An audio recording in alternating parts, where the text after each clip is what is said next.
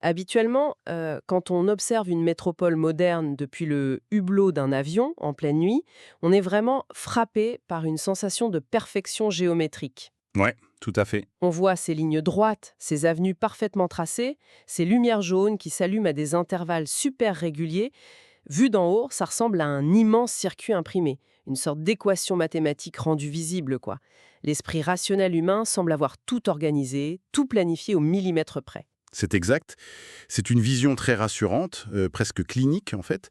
C'est vraiment l'image même de la victoire totale de la raison et de l'ordre sur le chaos de la nature. Mais le truc, c'est que dès que l'avion atterrit, qu'on sort de l'aéroport et qu'on plonge littéralement au niveau de la rue, l'illusion se dissipe instantanément. Ah, ça c'est clair. Il y a le bruit assourdissant des klaxons, les mouvements super imprévisibles de la foule sur les trottoirs, une odeur de bitume chaud, des rires soudains à la terrasse d'un café, et puis des tensions impalpables entre deux passants qui s'évitent de justesse. Cette géométrie parfaite disparaît complètement au profit d'une énergie totalement chaotique, vibrante, presque organique. Et c'est exactement le point de départ de notre exploration approfondie d'aujourd'hui. C'est une excellente image pour introduire notre sujet. Le but aujourd'hui, la mission de cette analyse, c'est de synthétiser une énorme pile de textes philosophiques très denses qui tentent de comprendre les racines mêmes de la société humaine. L'idée, c'est de répondre à une question en apparence simple, mais vertigineuse. Vas-y, je t'écoute. Notre vie sociale, nos institutions, nos comportements de tous les jours sont-ils vraiment le produit de notre pensée rationnelle, de nos équations logiques, ou bien tout cela est-il dicté par une force beaucoup plus ancienne, instinctive et corporelle que les auteurs appellent la vibration du vivant? Et il est absolument vital d'examiner cette tension de près. C'est indispensable pour quiconque souhaite comprendre pourquoi nos sociétés modernes, qui sont pourtant bâties sur des lois ultra strictes et des systèmes hyper rationnels, euh, semblent parfois plonger dans l'irrationnel le plus total. Exactement. Comprendre ce décalage entre le plan parfait de l'architecte et la réalité chaotique du terrain, c'est vraiment comprendre l'essence de notre monde. Bon, décortiquons un peu tout ça. Pour commencer, il faut rendre à César ce qui est à César et examiner l'argument dominant de notre civilisation. L'idée très ancrée que c'est le langage, le concept abstrait et la raison pure qui créent le monde dans lequel on évolue. Oui, la fameuse puissance du concept. Voilà. Il y a ce concept fascinant du philosophe Ernst Cassirer qui définit l'être humain non pas juste comme un animal, mais comme un animal symbolicum. Un animal symbolique. Oui, l'idée centrale de Cassirer, pour la vulgariser un peu, c'est que l'homme ne vit plus dans l'immédiateté brute de la nature, il habite un monde qui est entièrement filtré par des symboles. Les mots que nous utilisons ne se contentent pas de refléter la réalité comme un miroir passif, Ah bon? non, ils la structurent activement. Attends, je vais être sûre de bien comprendre là. Tu veux dire que le mot crée la chose? D'une certaine manière, oui, pour les réalités sociales. Prenons un exemple très concret, une frontière. D'accord. Physiquement, sur le sol, il y a souvent rien. C'est juste un champ ou une forêt. Mais parce que nous avons le concept abstrait de frontière, de nation ou de loi, cette ligne invisible devient un mur ininfranchissable. Quand on prononce des mots comme famille, État ou marché, on pose un cadre conceptuel. On organise les relations humaines selon des règles implicites que ce concept porte en lui. Sans ces concepts partagés, il n'y aurait ni mémoire collective, ni action coordonnée possible en fait. Tout à fait. C'est fou quand on y pense. Un billet de 20 €. Physiquement, c'est juste un bout de papier coloré. Mais le concept qu'il représente permet de faire tourner l'économie mondiale. D'ailleurs, cette idée remonte très loin. Platon déjà concevait la cité juste comme une gigantesque projection de l'âme rationnelle humaine. Exactement, le philosophe roi. Il imaginait que la société devait être organisée selon des principes mathématiques et logiques parfaits. Et plus tard, Kant voyait la loi sociale et la morale comme des principes universels de la raison pure mis en acte. Exactement. La justice, l'équité, les droits de l'homme, ce ne sont pas des choses qu'on peut trouver en creusant dans le sol ou qui poussent sur les arbres. Ce sont les fruits d'une réflexion conceptuelle intense. La loi sociale, au fond, n'est rien d'autre qu'un concept abstrait qui a pris vie et que tout le monde a accepté de suivre. Au fond, les concepts sont comme les plans d'architecte d'un immense gratte-ciel. Sur le papier, le plan est parfait, chaque poutre a sa place pour soutenir le poids, chaque fenêtre est calculée, chaque ascenseur a une fonction mathématique précise. C'est une belle analogie. Et sans cette abstraction, sans l'idée abstraite de propriété privée ou de contrat de travail, les milliers d'ouvriers sur le chantier ne pourraient jamais coordonner leurs efforts pour construire la société. Tout s'effondrerait dans la minute. Ceci soulève une question cruciale. Si la société n'est véritablement qu'un plan d'architecture parfait, un ensemble de concepts rationnels méticuleusement agencés pour que tout fonctionne bien, alors pourquoi est-elle si souvent chaotique? Oui, bonne question. Pourquoi observe-t-on des guerres destructrices, des crises de panique irrationnelles sur les marchés boursiers ou des mouvements de foule qui défient toute logique? Le problème de cette vision purement architecturale de la société, c'est qu'elle oublie un détail mécanique majeur. Lequel? La raison est un excellent GPS. Elle est capable de tracer l'itinéraire, de dessiner la carte. Mais elle est totalement incapable de faire avancer le véhicule. La raison ordonne, mais elle ne motive pas l'action. Ah, et c'est là qu'on commence à creuser sous les fondations du gratte-ciel. Les plans d'architectes ne suffisent absolument pas à expliquer la passion humaine. Le débat bascule alors vers un domaine fascinant, le préconceptuel. Voilà, le corps, l'émotion. Ce qui se passe avant même que le cerveau rationnel ne s'allume. Aristote disait que l'homme est un animal politique, mais on découvre ici une nuance majeure. Il est d'abord un animal affectif et imitatif. C'est une dynamique que le penseur René Girard a brillamment démontée avec son concept de mimésis.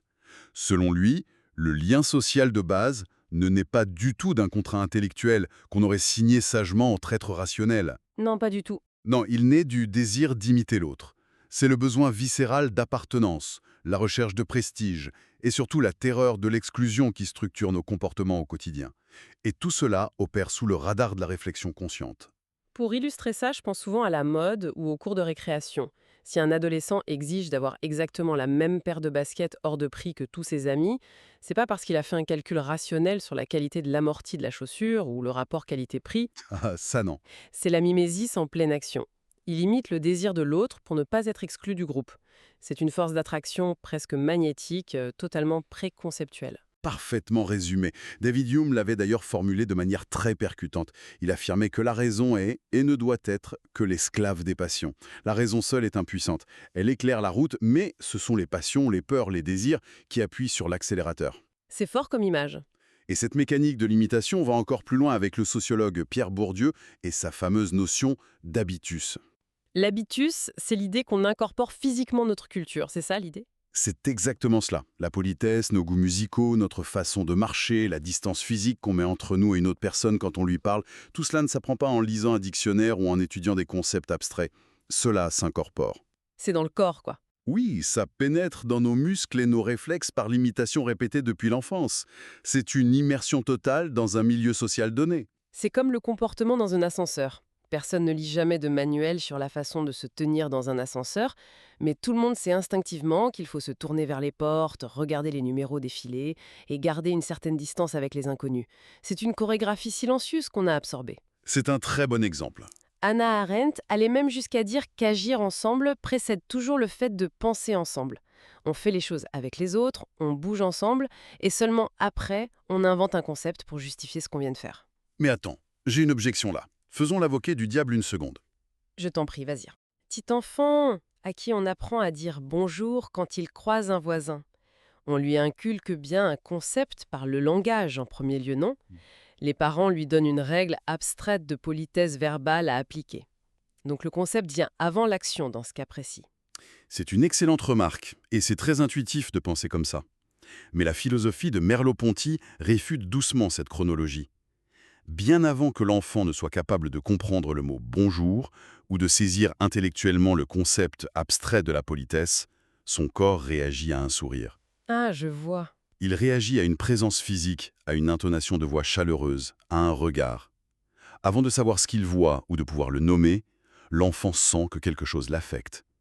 La perception corporelle et le geste, c'est la toute première porte d'entrée vers la compréhension du monde. Donc l'enfant sourit en retour par pur réflexe, bien avant d'avoir le mot sourire dans son vocabulaire. Exactement.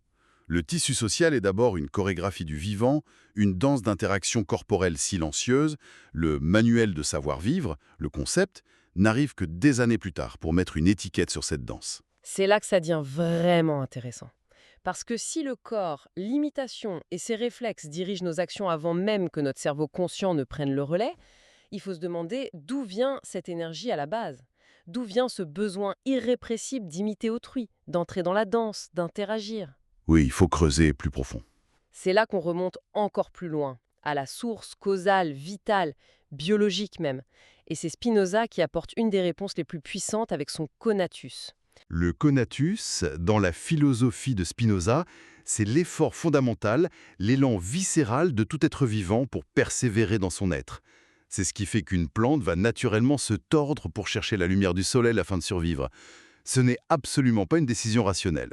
C'est une force affective immanente à la vie elle-même. C'est viscéral, en somme. Complètement. Et pour Spinoza, toutes nos passions humaines en découlent directement. La joie et l'émotion qu'on ressent quand notre puissance d'exister augmente et la tristesse apparaît quand cette puissance diminue. Donc, la dynamique du vivant est la vraie force motrice. Ce qui m'amène à Nietzsche. Il va encore plus loin dans cette rupture, en renversant totalement la table. Il affirme que c'est la vie, avec toutes ses pulsions bouillonnantes, qui met la pensée à son service, et pas l'inverse. Une idée très provocatrice. On a souvent cette illusion que notre conscience rationnelle est le roi absolu sur son trône, qui donne des ordres à notre corps. Mais Nietzsche nous dit que le roi, le vrai souverain, c'est la pulsion vitale. La pensée intellectuelle n'est que son premier ministre, ou même son attaché de presse, chargé d'inventer des raisons logiques pour justifier a posteriori ce que l'instinct voulait faire de toute façon. C'est une révolution totale de perspective. La raison n'est qu'un outil forgé par la vie pour aider la vie à survivre. Mais attention, cette vitalité bouillonnante ne s'exprime pas dans le vide de manière isolée. Il y a une origine intersubjective à cette énergie. Intersubjective, c'est-à-dire ? On a besoin des autres pour que cette énergie prenne forme. Hegel, par exemple, démontre très bien que la conscience de soi, le fait de se dire « je suis moi », ne peut naître que par la reconnaissance d'autrui. C'est la fameuse dialectique du maître et de l'esclave. Comment ça fonctionne concrètement dans cette optique rugolienne ?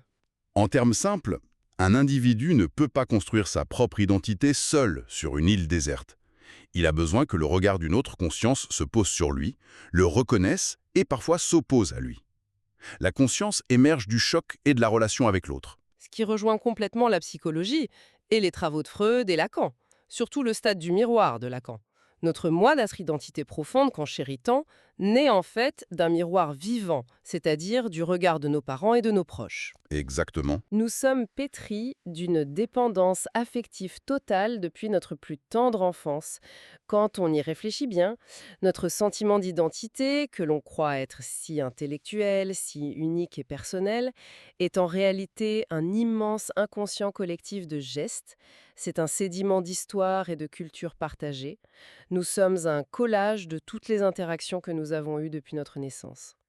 C'est une très belle façon de le formuler. Et il est crucial de souligner que ce fond préconceptuel, cet amas d'affects, de besoins, de peurs et d'imitations, ne doit surtout pas être vu comme quelque chose d'animal au sens péjoratif du terme. Ah oui, c'est important de le préciser. Il ne s'agit pas d'une sauvagerie bestiale qu'il faudrait supprimer ou domestiquer à tout prix par la raison. Non, c'est la chair même de l'humanité. C'est cette ouverture fondamentale, viscérale au monde et à l'autre qui donnera l'étincelle nécessaire pour qu'ensuite la formation du concept intellectuel soit possible. Sans cette chaleur initiale du vivant, la froide raison n'aurait aucune matière sur laquelle travailler. Elle tournerait à vide. Pour bien saisir l'essence ultime de cette force vitale, de ce conatus de Spinoza ou de ces pulsions nietzschéennes, la réflexion doit descendre à l'échelle la plus fondamentale possible. On ne parle même plus de société, de politique ou de psychologie. On parle de la vie comme d'un pur rythme. On entre dans ce qu'on peut vraiment appeler la vibration du vivant. Et le philosophe Bergson illustre parfaitement cela. Il explique que la vie n'est jamais un état fixe. C'est un élan, une modulation continue, une création ininterrompue de nouvelles formes. Essayer de comprendre la vie uniquement par des concepts rationnels, c'est comme essayer de comprendre un film magnifique en regardant une seule photographie arrêtée. Le vivant échappe aux cases figées du langage intellectuel. Ça me fait penser au concept d'auto-affection de Michel Henry. C'est l'idée que la vie s'éprouve elle-même. Elle se ressent intimement dans la joie ou la douleur, avant même d'avoir la capacité neurologique de se comprendre intellectuellement. Pour donner une image très simple, on ressent la brûlure aiguë du feu, la douleur irradie dans le corps, bien avant de formuler consciemment le concept du danger ou de comprendre la réaction chimique de la combustion. C'est exactement ça. La vie est d'abord une épreuve sensible. Nietzsche disait d'ailleurs que la vérité réside dans ce mouvement perpétuel. Il a cette phrase magnifique: «Il faut porter en soi un chaos pour enfanter une étoile dansante». C'est cette énergie vibratoire originelle qui refuse d'être mise en cage par la logique. Et cette vibration n'est pas qu'individuelle, elle a une dimension collective indéniable. Simone Weil a beaucoup écrit là-dessus. Les foules humaines vibrent littéralement à l'unisson. Il suffit d'observer un grand concert de rock, une finale de Coupe du Monde dans un stade ou une grande manifestation historique. C'est des moments où on ressent vraiment le collectif, physiquement. Voilà, les révolutions ne naissent presque jamais parce qu'un groupe d'individus s'est assis dans un salon pour lire un essai politique abstrait. Elles naissent d'un élan commun, d'une vague d'indignation ou d'espoir, d'une onde de choc physique qui traverse les corps. Weil avertissait d'ailleurs qu'une civilisation meurt lentement à partir du moment où elle remplace cette résonance vivante, organique, par une bureaucratie froide et une répétition mécanique de règles mortes. Pour résumer cette tension, je propose une métaphore. On pourrait comparer la société à un immense orchestre symphonique. La loi, les concepts abstraits, la constitution d'un pays, c'est la partition imprimée. Elle est absolument indispensable. C'est elle qui dit à chaque musicien quelle note jouer, à quel endroit, pour éviter une cacophonie totale. Oui, il faut bien une structure. Mais la vibration du vivant, c'est ce moment précis, magique, où le chef d'orchestre lève sa baguette. Dans la salle, le silence se fait. Tous les musiciens s'accordent, se regardent dans les yeux, ils respirent ensemble de manière synchronisée et partagent très exactement le même souffle juste avant d'attaquer la première note. Sans ce souffle humain commun, cette vibration préalable, la partition la plus géniale du monde, n'est que de l'encre inerte sur du papier. C'est une excellente métaphore. Et si l'on relie cela à une vision plus globale ? C'est très probablement pour cette raison que l'humanité a ressenti le besoin viscéral de créer l'art, la poésie, la musique et la danse. Ces disciplines ne sont pas de simples divertissements pour passer le temps. Non, elles ont une utilité bien plus profonde. Ce sont des outils vitaux, des contre-pouvoirs, conçus spécifiquement pour maintenir cette vibration vivante, pour reconnecter les corps face à la froideur croissante de nos systèmes conceptuels et technologiques. L'art est la respiration qui empêche notre architecture rationnelle de nous étouffer. Alors, qu'est-ce que tout cela signifie concrètement? Si on doit tirer une conclusion pratique de cette incroyable dialectique vitale, on a d'un côté le concept, la pensée rationnelle, le plan de l'architecte, et de l'autre, la vibration, l'expérience préconceptuelle charnelle, le sang qui bat. Les deux sont absolument inséparables. Le concept apporte la cohérence, la stabilité et la structure à long terme, mais le préconceptuel apporte la chaleur, la motivation, l'énergie et la véritable force du lien humain. Absolument. La pire erreur serait de croire qu'il faut choisir l'un et détruire l'autre. Une conceptualisation qui s'isole complètement de son fond affectif devient une abstraction tyrannique et sans vie. C'est précisément pour cela qu'un système de management purement technocratique, dans une entreprise par exemple, qui gère des êtres humains comme de simples lignes de données sur un tableur Excel, en oubliant totalement leur vécu quotidien, finit inévitablement par s'effondrer sous le poids des burn-out ou des grèves. C'est inévitable. Mais à l'inverse, une société qui déciderait de se laisser guider uniquement par ses passions brutes, par la vibration pure sans la structure régulatrice et apaisante de la raison, basculerait très vite dans la violence, la démesure et le chaos. L'équilibre est infiniment fragile, mais c'est lui qui fait tenir le monde. C'est ce qui rend cette exploration si pertinente pour comprendre l'actualité, nos comportements en ligne et la façon dont le monde tourne. Mais avant de se quitter, il y a un tout dernier point. Une réflexion finale issue des notes des auteurs qui prolonge tout ce qu'on vient de dire et qui pousse le curseur d'une manière assez hallucinante. Oui, c'est une ouverture fascinante sur les découvertes de la physique contemporaine. Les physiciens quantiques démontrent aujourd'hui que la matière elle-même, la matière solide qui compose notre monde physique, la table devant nous par exemple, n'est en fait pas du tout solide. C'est dur à imaginer. À l'échelle microscopique la plus fondamentale, au niveau des particules, tout n'est qu'énergie oscillante. Il n'y a pas de matière dure, il n'y a que de l'information et une vibration perpétuelle. Tout vibre. Ce qui laisse une pensée absolument vertigineuse en suspens. Si la science la plus dure, la physique quantique, prouve que l'univers entier, chaque atome de notre corps est par nature vibratoire, alors peut-être que nos institutions sociales, nos lois, nos luttes politiques, nos passions et même nos grands débats philosophiques sur la raison ne sont rien d'autre que cela. Peut-être qu'ils ne sont que l'expression macroscopique, géante à l'échelle humaine, de la vibration frénétique des atomes qui nous composent depuis le Big Bang. C'est une idée vertigineuse. Le cosmos entier ne fait que résonner. Et nos sociétés, avec toute leur complexité, sont simplement l'une des innombrables mélodies de cette grande résonance universelle. C'est là qu'on réalise la vérité sur cette vue depuis le hublot de l'avion dont on parlait au tout début. Ces lignes droites parfaites, cette grille lumineuse de la métropole et qui nous paraissait si purement mathématique et rationnelle, ce n'est peut-être qu'une simple illusion d'optique liée à la distance et à l'altitude. Oui, un trompe-l'œil.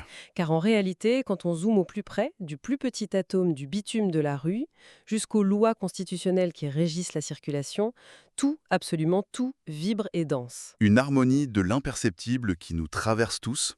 Et la question qui reste finalement en suspens, c'est de savoir si, dans nos propres vies, au quotidien, on se contente de lire mécaniquement la partition qu'on nous a donnée, ou si on est réellement à l'écoute de cette grande symphonie cosmique. C'est sur cette question vertigineuse que s'achève notre plongée d'aujourd'hui.